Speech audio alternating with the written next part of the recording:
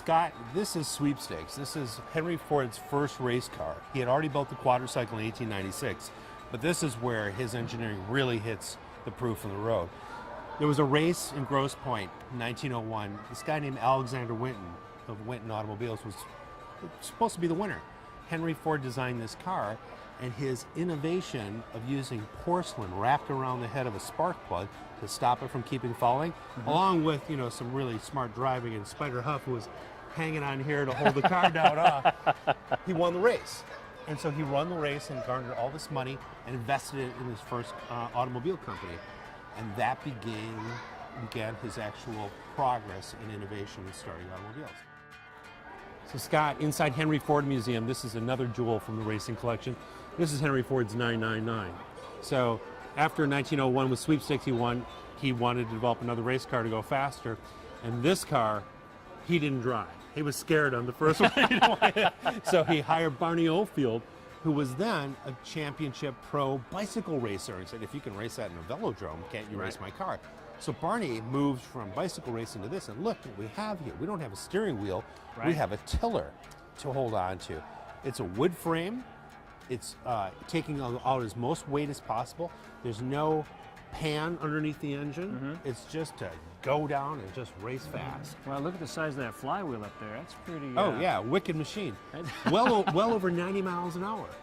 So Henry Ford raced this twice with Barney Oldfield driving it, and again earned money to start the second motor company, and then the third, which in 1903 again became Ford Motor Company.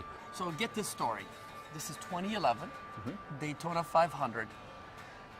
In practice, the Wood brothers' young driver, barely 20 years old, Trevor Bayne, had only raced once in Cup to be eligible to enter at Daytona, had basically hit the wall in practice.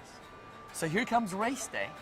The Fords were expected to be fast in drafting, so we knew that the car would be fast. And Trevor had just gotten a knack for driving in speedways.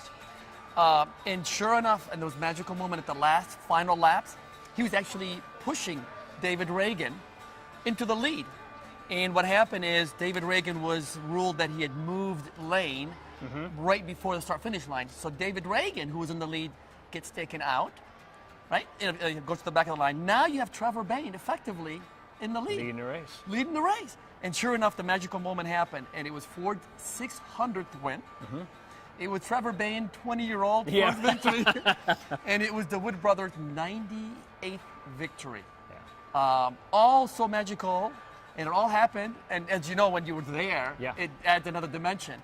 And we happened to be there to witness the moment. So I feel like I was there. Every time I see it, it brings the joy and the emotion from having been there. And I know as a race car driver, I mean, when you see cars like that, you see the... Because I was following this race. I mean, I was listening to the race, I was watching on TV, both, and was very aware of what was going on, saw the victory, saw everything that took place. And now to be standing with the car is very, I mean, again, these race cars that have this heritage, they give you goosebumps, right? I know, I feel the same way, Scott. I really do. And even more so here because this is current to our time. I mean, this is very current of... Saw the race, heard the race, was at the race, or participated in the race, and then to see the car, and I think it's absolutely incredible the fact that this was the car in victory lane. This is what it looked like right here, all the confetti and all the stuff and all the things.